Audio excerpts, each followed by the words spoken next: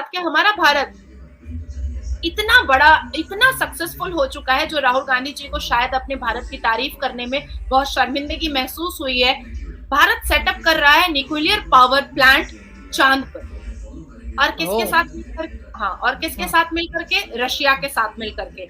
और जो मेमोरेंडम पर सिग्नेचर हुआ है, उस सिग्नेचर के तहत 2036 तक में हमारा चांद पर न्यूक्लियर पावर जो है वो सेटअप हो जाएगा। मुसलमानों ने जा करके हिंदुओं का गला रेता है और हिंदू बेटियों की बोटियां की हैं। आप आफ्ताब वाला वो पूरा डिटेल्स निकालिए, उसमें श्रद्धा की बोटियां करके वो फ्रिज में रखा वो था। बहुत हॉरिबल केस था, बिल्कुल।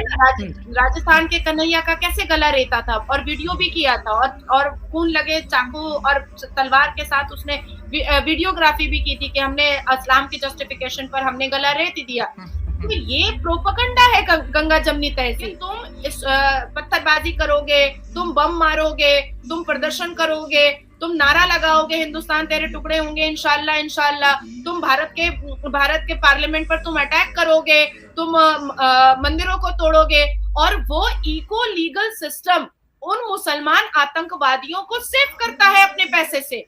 अहमदाबाद में तकरीबन 7 से 8 आतंकवादी अरेस्ट हुए थे मुसलमान, जिन्होंने वहां पर बमबारी की थी अहमदाबाद में, जिसको बचाया किसने था? जमायतुल उलमा हिंद ने उनका केस लड़ा। मैं हूं शाइला खान और आप देख रहे हैं मेरा खास शो डिबेट विद शाइला, और आज हम आपके लिए दो बहुत ही बड़ी ब्रेकिंग न्यूज लेके आए हैं।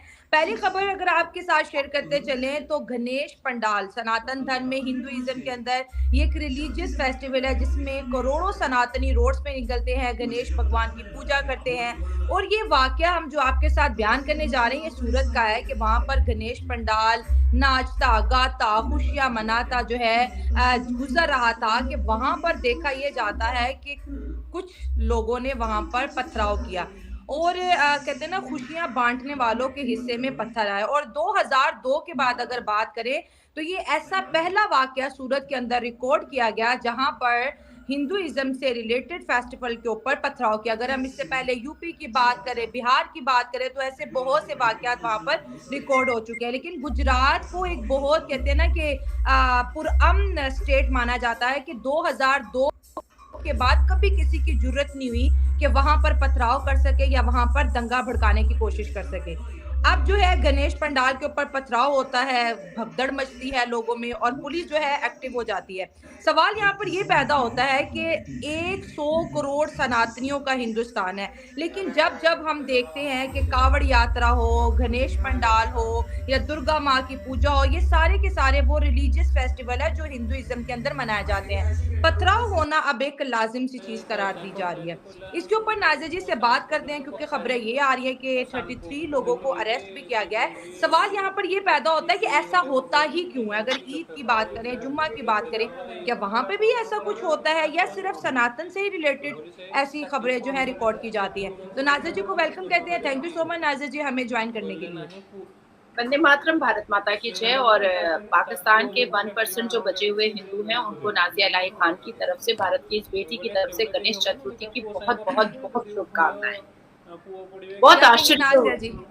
बहुत आश्चर्य होता है शैला, बहुत आश्चर्य होता है कि भारत इस पूरी दुनिया में एक वाहिद देश है जिसने माइनॉरिटीज को फलाया फुलाया है, जिसमें माइनॉरिटीज बढ़े हैं और सुरक्षित रहे हैं। हमें याद है कि आजादी के वक्त हमारे भारत में 7 करोड़ जो है वो मुसलमान हुआ करते थे। आज हमारे देश में 22 से 25 करोड़ मुसलमान हैं, 72 फिरके और 58 कास्ट को मिला करके।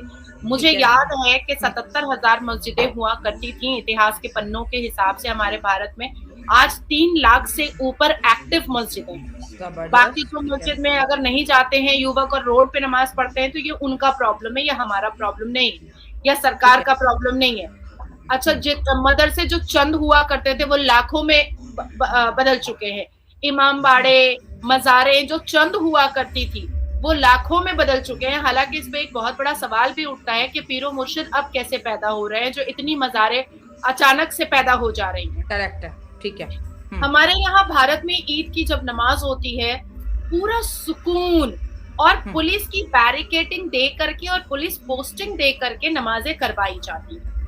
बकरीद की नमाज होती है, जानवरों का पूरा मेला लगता है, मुहर्रम का जुलूस जलसा होता है, 12 रबी अव्वल अभी मनाएंगे सब कोई, 12 वफात मनाएंगे सब कोई, उसमें ईद मिलादुन नबी होता है, उसमें मिलाद होता है, और कहीं पर भी गाहे बगाहे भी आप यह खबर नहीं सुनिएगा कि कोई पत्थरबाजी हुई है या कोई भगदड़ मचा है।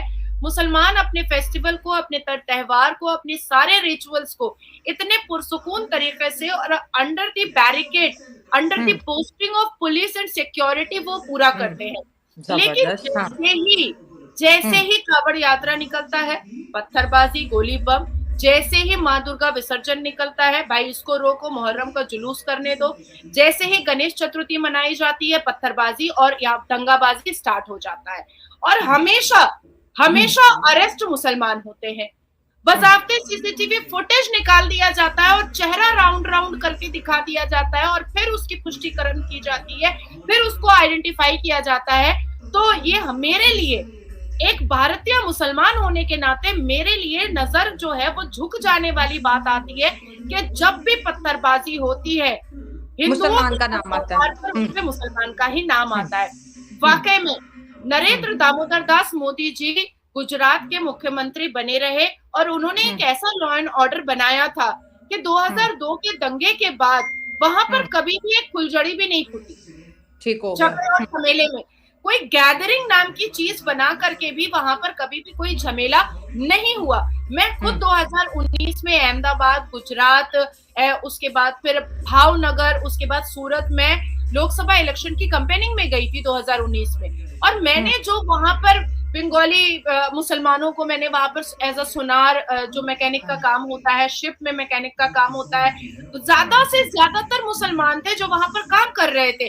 क्योंकि मुझे बंगाली भाषा भी बहुत अच्छे से आती है, तो मैंने उनसे बंगाली में बात किया था कि आप बंगाल छोड़ करके यहाँ क्यों आए हैं। तो उन्होंने कहा कि पश्चिम बंगाल में नौकरी और सैलरी इतनी नहीं मिलती है, इसलिए हम लोगों को गुजरात में इज्जत भी मिलती है और सैलरी भी ज्यादा मिलती है और नौकरी भी मिल जाती है, इसलिए हम लोग यहाँ पर है। अब बताएं, गणेश चतुर्थी मैंने मनाया अपने चैम्बर में, तो हर साल मैं मनाती हूँ। आपके साथ भी लास्ट ईयर मैंने इस पर बैठ करके एक बहुत अच्छा शो किया था हमने कि गणेश चतुर्थी मैंने मनाया है। मेरे खिलाफ फतवा, सारा अली खान, फतवा नहीं मतलब मेरे खिलाफ एक हैंडबिल बांटा गया 5 लाख से ऊपर। सारा अली खान जो एक बॉलीवुड एक्टर हैं, जो सनातन धर्म की तरफ बहुत उनको एक इमोशनली अटैचमेंट है, उनको ट्रोल कर दिया गया, उनको गाली भी हिंदू है ना सारा अली खान की, तो उनको गाली गलौज कर दिया गया। अब हिंदू जो इस देश में है या वो मुसलमान जो गंगा जमनी तहजीब को लेकर के चलते हैं, हिंदू मुस्लिम भाईचारा को लेकर के चलते हैं, जो संविधान को मानते हैं, अब अगर वो अब आराम से अपनी गणेश चतुर्थी मना रहे हैं और जो धर्म वाले, जो मजहब वाले चाहते हैं उसमें पार्टिसिपेट करना, अगर वो कर रहे हैं, तो आपको खुजली काहे को हो रही है भैया? आप काहे को पत्थर मार रहे हैं? अच्छा ठीक है, पत्थर मारा तो मारा, वहां पर भगदड़ मचाया तो मचाया, उसके बाद घर में जा करके बाहर से ताला लॉक कौन करती हैं? उनके घर की महिलाएं, हिजाबन जिहादन, इसीलिए मैं हिजाबन को जिहादन बोलती हूँ, बाहर से लॉक कर देती हैं। उसके बाद और पुलिस भी देखिए सूरत की कितनी एक्टिव है, उन्होंने जितने घरों में जाकर के रात में रेड किया है सबका वीडियोग्राफी किया ताकि कोई एलिगेशन उनके ऊपर ना आए, क्योंकि ये मुस्लिम महिलाएं जो है वो किसी के ऊपर भी एलिगेशन डाल सकती हैं। ये जो हिजाबन जो होती हैं ना, ये बड़ी खतरनाक होती हैं। जो पढ़ी लिखी शिक्षित मॉडर्न जो लड़कियां होती हैं, जो किसी पद प्रोफाइल पर होती हैं, वो बहुत ट्रांसपेरेंट बात करती हैं, लेकिन जितनी ये हिजाब वाली और दिमाग में और इनके भीतर में बहुत सारे खुराफात जमा होते हैं, और वो खुराफात ऐसे दिखाई देते हैं कि जब लोगों को अरेस्ट करने के लिए पुलिस गई तो उन्होंने दिखाया बजाबते वीडियोग्राफी करके कि देखो बाहर से ताला लगा करके इन्होंने रखा है ताकि लोगों को लगे कि अंदर भीतर में कोई है ही नहीं।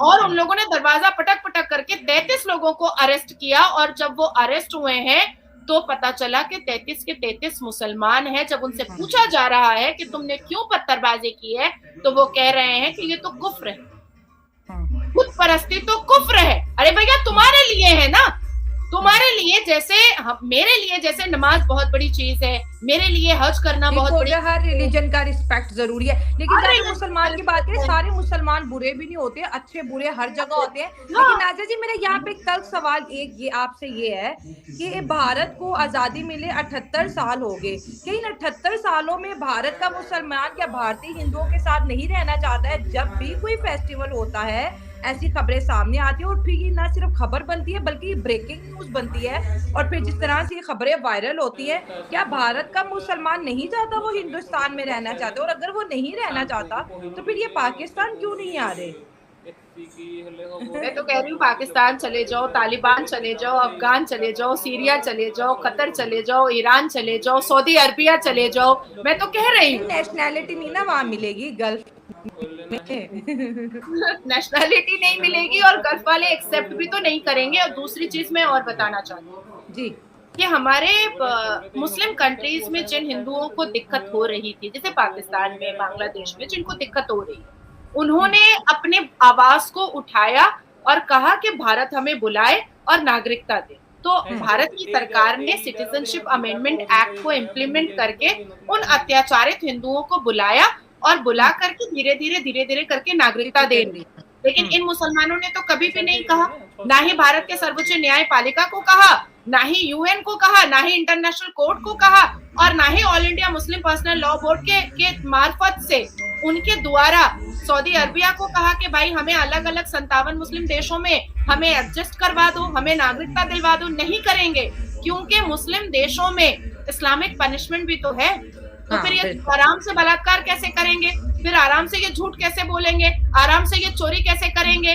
अब दूसरी बात आती है कि ये मुल्लाओं के इस्लाम को मान करके ये हर जगह टुकड़े टुकड़े गैंग बन करके रहना चाहते हैं और उस जगह को फतह करना चाहते हैं और इस्लामिक देश बनाना चाहते हैं। हालांकि इनको पता है कि इनकी मतलब नहीं, यहाँ पे फिर ये है कि क्या भारत का मुसलमान भारत के अंदर गज़वा हिंद चाह रहा है? अरे भाई 2023 में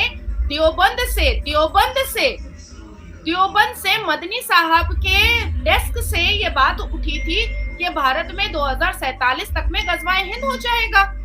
अच्छा। और भारत में मुसलमान ही करेंगे।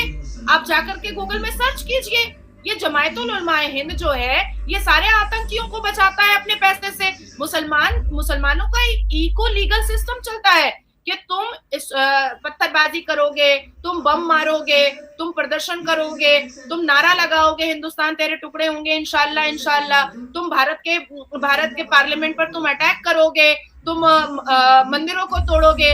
और वो इको लीगल सिस्टम उन मुसलमान आतंकवादियों को सेव करता है अपने पैसे से। अहमदाबाद में तकरीबन 7 से 8 आतंकवादी अरेस्ट हुए थे मुसलमान, जिन्होंने वहां पर बमबारी की थी अहमदाबाद में। जिसको बचाया किसने था? जमायतुल उलमाए हिंद ने उनका केस लड़ा था, जमायतुल उलमाए हिंद ने। अब अभी देखिए फारूक अब्दुल्ला, वो अभी भी राग अलाप रहे हैं कि क्या नाम है उसका, किसका? बुरहान वानी और आपका अफजल गुरु। फारूक अब्दुल्ला आराम से राग अलाप रहे हैं कि अफजल गुरु को फांसी नहीं होनी चाहिए थी। उनको कमी महसूस हो रही है क्योंकि जम्मू एंड कश्मीर में इलेक्शन चल रहा है। अब फारूक अब्दुल्ला को यासिन मलिक की कमी हो रही है, बुरहान वानी की कमी महसूस हो रही है, अफजल गुरु की कमी महसूस हो रही है, क्योंकि ये लोग प्रो और प्रॉपर आतंकवादी थे जो हमेशा फारूक अब्दुल्ला के झोली में उनको चेयर ला करके दिया करते थे और वोट ला करके दिया करते थे। अब क्योंकि ना बुरहान वानी है, ना यासिन मलिक है, और ना ही याकूब मेमन है, और ना ही अफजल गुरु है, तो फारूक अब्दुल्ला की जीत जो है उनको हार में समझ में आ रही है कि भाई ये बड़े बड़े आतंकवादी और लश्कर तैयबा का समर्थन तो मेरे पास है नहीं। हालांकि उमर अब्दुल्ला अभी सिर्फ 2 हफ्ते पहले यूएस के डिप्लोमेट से मिले और किस आतंकवाद चीजों को, स्ट्रैटेजी को सेट करने के लिए मिले हैं, वो सबको समझ में आ रहा है। अब आप देखिए इंदौर के मध्य प्रदेश के इंदौर में वहां पर तीज का, गणेश पूजा के दूसरे ही दिन तीज का त्योहार मनाया जाता है, और जो सनातन धर्म की मानने वाली बीवियों के लिए, मतलब धर्म अच्छा, पत्नियों के लिए बहुत बड़ा त्योहार होता है, ठीक हो, जिसमें उनका व्रत जो होता है वो बहुत ही स्ट्रॉन्ग और हार्ड होता है, ठीक हो। बहुत ज्यादा, जिसमें वो मेहंदी लगाती हैं अपने बेटे के लिए और अपने पति परमेश्वर की लंबी उम्र के लिए वो बहुत सारी प्रार्थनाएं करती हैं। हुँ, जल और अन्न का एक हुँ, ड्रॉप और एक दाना भी उनके पेट में नहीं जाता है और कई ठीक घंटे है। नहीं जाता है। तीज का त्योहार इतना बड़ा होता है और जितनी भी सनातन धर्म की मानने वाली महिलाएं हैं वो बिल्कुल दुल्हन की तरह सजती हैं। अब ऐसे में अच्छा, वो आयोजन हो रहा था, उस आयोजन में 50-60 मुसलमान युवक जो है वो एंटर करते हैं और एंटर हुँ, करके उन्होंने औरतों को, महिलाओं को, लड़कियों को मोलेस्ट करना स्टार्ट कर दिया। ओहो! जब उन्होंने चिल्लाना स्टार्ट किया उस पूरे तीज के त्योहार के ड्यूरेशन में, जब महिलाओं ने चिल्लाना स्टार्ट किया कि ये कौन लोग घुस गया है जो हमारे शरीर को इतने इतने गलत तरीके से टच कर रहा है, तो फिर पुलिस प्रशासन आई और उनमें से उन्होंने 14-15 लड़कों को अरेस्ट किया, बाकी भाग गए। पहले उन्होंने अपना नाम सनातन धर्म का बताया, हिंदू धर्म अच्छा, का नाम बताया। जब उनके आधार कार्ड मिले और जब उनके घर वाले उनको ढूंढते ढूंढते आए तो पता चला कि वो 14-15 लड़के जो इंदौर पुलिस ने पकड़े तीज के त्योहार में, वो सब के सब मुसलमान। ओह! तो अब फिर आप ये गंगा-जमुना तहज़ीब जो है, तो क्या ये कमज़ोर होती दिखाई दे रही है कि हिंदू जो है वो अपने रिलीजियस फेस्टिवल को मनाएँगे आज़ादी से एंड मुस्लिम अपने मनाएँगे। तो इस तरह की जो चीज़ें होती हैं फिर कहीं न कहीं ये डाउट भी आता है कि या वो जो चीज़ें दुनिया के सामने हैं कि भारत के अंदर गंगा-जमुना तहज़ीब है जो कि बड़ी खूबसूरत है, क्या उसको भी कोई खतरा है? नहीं, नहीं, गंगा जमुना तहज़ीब तो कभी थी ही नहीं, ये एक फेक प्रोपेगेंडा था। ये अच्छा, भाईचारा हिंदू-मुस्लिम में कभी था ही नहीं, ये एक फेक प्रोपेगेंडा था। ये हाँ, फेक प्रोपेगेंडा था, इसमें भाई-भाई मुसलमान ही था और चारा हुँ, जो था वो हिंदू था। हुँ, जैसे कन्हैया का गला रेता गया और हुँ, हज़ारों लाखों ऐसे केसेज़ हैं जिसमें मुसलमानों ने जाकर के हुँ, हिंदुओं का गला रेता है और ओहो! हिंदू बेटियों की बोटियाँ की हैं। आप हुँ। आफ़ताब वाला वो पूरा डिटेल्स निकालिए, उसमें श्रद्धा की बोटियाँ करके वो फ्रिज में जी, वो रखा था। बहुत हॉरिबल केस था, है बिल्कुल। ना? हुँ, राजस्थान के कन्हैया का कैसे गला रेता था और वीडियो भी किया था और खून लगे चाकू और तलवार के साथ उसने वीडियोग्राफी भी की थी कि हमने इस्लाम की जस्टिफिकेशन पर हमने गला रेत दिया। हुँ, तो हुँ, ये प्रोपेगेंडा है गंगा जमनी तहज़ीब। ये हुँ, देखिए जब तक कांग्रेस की सरकार 53 साल थी तब तक क्योंकि उनको उनको घेराबंदी चाहिए था, उनको मुसलमानों का वोट चाहिए था, इसलिए वो मुसलमानों की जिहादी, तालिबानी, आतंकी हरकतों को वो एक्सेप्ट कर रहे थे। अब क्या है, भारतीय जनता पार्टी की सरकार है केंद्र में, वो लॉ एंड ऑर्डर चाहते हैं, वो चाहते हैं मुसलमान अपने हिसाब से खुश रहे और हिंदू हुँ, को तुम अपने हिसाब से खुश रहने दो और ये चीज मुसलमानों को कहीं पसंद नहीं है। अब आप देखिए 2 दिन पहले इमरान खान की पार्टी ने प्रदर्शन किया, बड़ा पूरी रात पूरा दिन बम गोली बारूद चला, बम चलाने वाला भी मुसलमान और बम खाने वाला भी मुसलमान। आपके यहाँ हुँ, यही हुआ। अब तालिबान में देख लीजिए कि तालिबान की सरकार ने, गवर्नमेंट ने क्या किया है, अपनी मुसलमान महिलाओं के ही सारे लीगल राइट को उन्होंने खत्म कर दिया कि मुसलमान बेटियां और महिलाएं ऊंची आवाज में बात भी नहीं कर सकती, बाहर भी नहीं निकल सकती हैं। तो जब मुसलमानों को कोई नहीं मिलता तो फिर वो फिरके के नाम पर आपस में लड़ते मरते करते हैं। तो ये इनका नेचर है, ये इनका ऑरा है। हुँ, दूसरी बात है कि मुसलमान जो भारत में रह रहे हैं उनके दिमाग में ये चीज मुसलमान क्लेरिक और प्रीचर ने डाला हुआ है और मुसलमान नेताओं ने डाला हुआ है कि ये काफिर है। और ये लड़ाते रहते हैं और बेचारे मासूम मुसलमान, मैं अभी भी कहूंगी कि ये इनके बहकावे में आए हुए हैं और अपनी अपनी जिंदगी को तबाह और बर्बाद तबाह कर कर रहे रहे हैं। बिल्कुल कानून को हाथ में नहीं लेना चाहिए, बिल्कुल सही बात आपने की, पीटीआई के जलसे की बात की। डेफ़िनेटली पंडाल में बच्चे भी मौजूद थे, औरतें भी मौजूद थे और जिस तरह से उन्होंने शेलिंग्स गन का इस्तेमाल किया, बहुत बुरा हुआ जो भी हुआ। दूसरी खबर हम आपसे डिस्कस करेंगे कि राहुल गांधी ने, क्योंकि इंडिया जो है पाकिस्तान और चाइना के लिए हमेशा तैयार रहता है कि ना हम पाकिस्तान से बात करेंगे और चाइना के साथ हमें जंग की तैयारी करनी है। कांग्रेस की जो सरकार है, राहुल गांधी जो उनके चेयरपर्सन है, उन्होंने यूएस में कहा है कि चाइना बहुत ज़्यादा अच्छा मुल्क है, डेफ़िनेटली अच्छा तो है, लेकिन इंडियंस क्यों बोल रहे हैं? और कहा कि वहाँ पर जॉब्स हैं, वहाँ पर अनएम्प्लॉयमेंट नहीं है। जब जब भारत की लीडरशिप बीजेपी के अलावा बाहर जाती है, तो वो या तो पाकिस्तान की तारीफ करती दिखाई देती है, जो कि हमारे लिए अच्छी बात है कि चलो इंडिया से हमारी कोई तारीफ कर रहा है, और दूसरी जानिब चाइना को हमेशा इंडिया जो है स्नब करता रहता है। लेकिन राहुल गांधी ने बड़ी तारीफ की है कि चाइना बहुत अच्छा मुल्क है। नाज़िर जी, क्या कहेंगे आप? क्या दोस्ती करने की बातें हो रही हैं चाइना के साथ? देखिए, राहुल गांधी से हमें एक्सपेक्टेशन कुछ है। अच्छा। राहुल गांधी एक मजारी बाबा हैं जो बाबर के कब्रिस्तान में जाकर के फूल वूल चढ़ाते हैं, फातिया वातिया पढ़ते हैं, वो अजमेर शरीफ जाते हैं, माथा टेकते हैं और फूल वूल चढ़ाते हैं, जो हमारे अल कुरान के हिसाब से भी शिर्क है।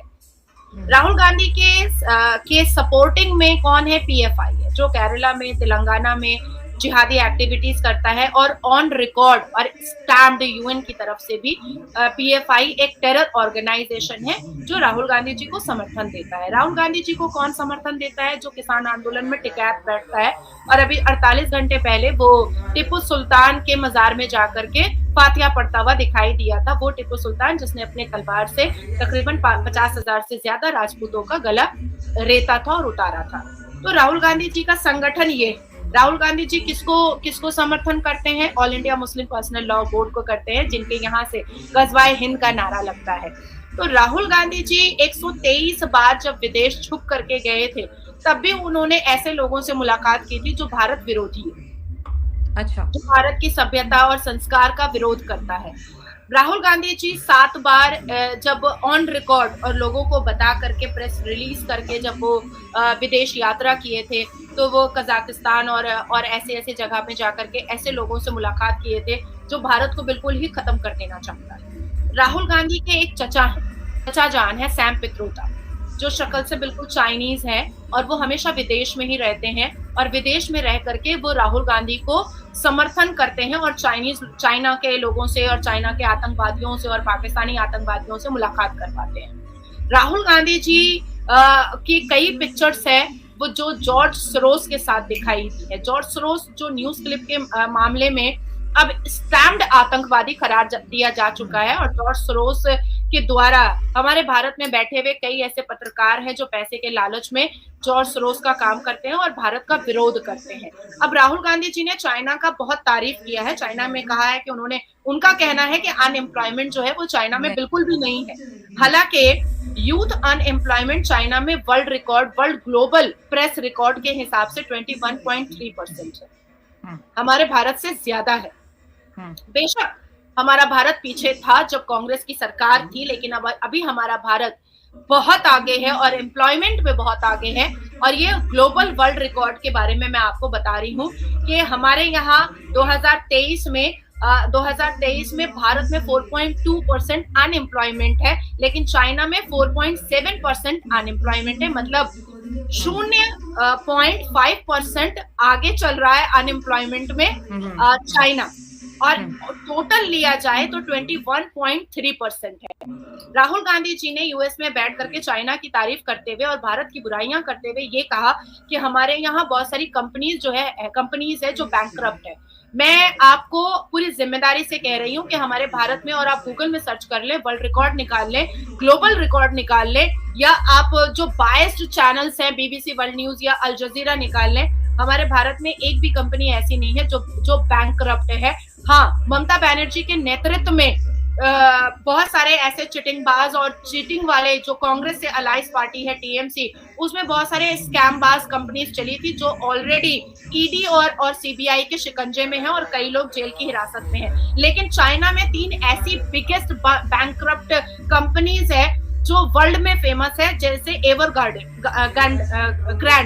एवरग्रांड इज वन, उसके बाद जोंगजाही ग्रुप इज नंबर 2, उसके बाद फिर तियानरुई इज नंबर 3। ये 3 नाम मैंने ऐसे दिए हैं जो गूगल में आप सर्च करेंगे, जिस पर पूरी दुनिया की पुलिस इस कंपनी के ओनर को ढूंढ रही है। और वहीं पर आप भारत को चेक कीजिएगा तो ऐसी कोई भी कंपनी नहीं है जिसको पूरे दुनिया की पुलिस ढूंढ रही है। अब आती है बात कि हमारा भारत इतना बड़ा, इतना सक्सेसफुल हो चुका है, जो राहुल गांधी जी को शायद अपने भारत की तारीफ करने में बहुत शर्मिंदगी महसूस हुई है। भारत सेटअप कर रहा है न्यूक्लियर पावर प्लांट चांद पर, और किसके साथ मिलकर? हाँ, और किसके हाँ, साथ मिलकर के? रशिया के साथ मिलकर के।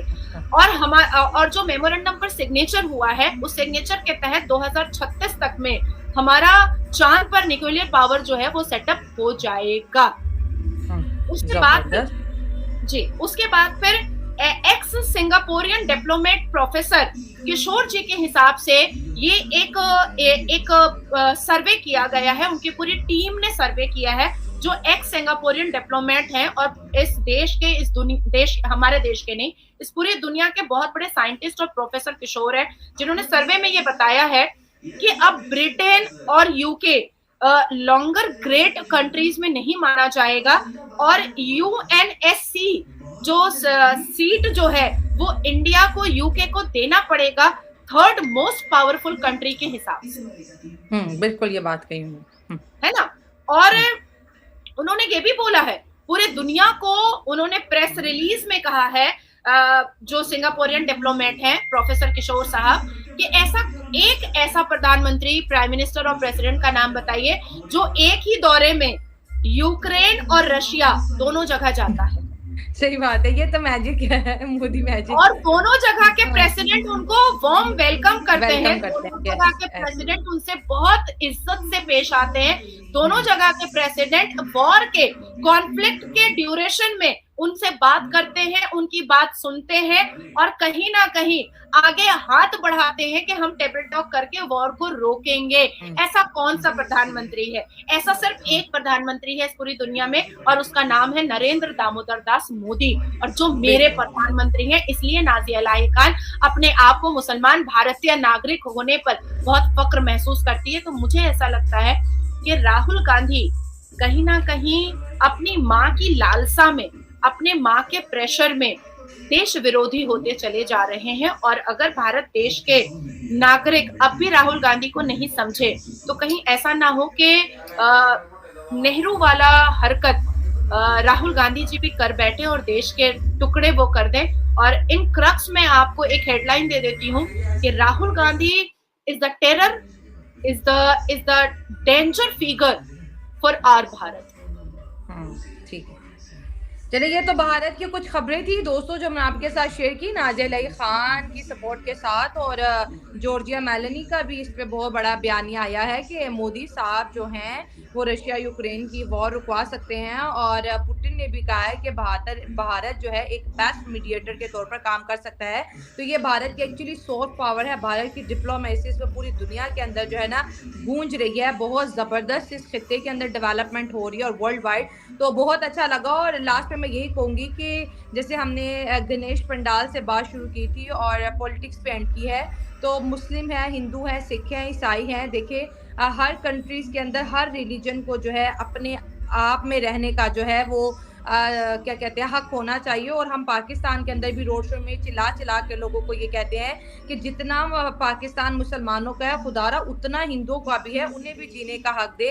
तो खैर ये रिलीजियस फाइट पता नहीं हम कब तक लड़ते रहेंगे और कब तक लोगों को समझाते रहेंगे कि ऐसी हरकतें नहीं करनी चाहिए जो कि किसी को नुकसान पहुंचाए। दोस्तों ये थी मेरी आज की वीडियो और आपकी क्या राय है कमेंट्स में शेयर करें। नाज़िया जी की राय आज आपको कैसे लगी वो भी बताएगा। मिलते हैं अगले प्रोग्राम में, दुआ में याद रखिए। God bless you all. Thank you so much Nazia ji, thank you once again. वंदे मातरम, भारत माता की जय।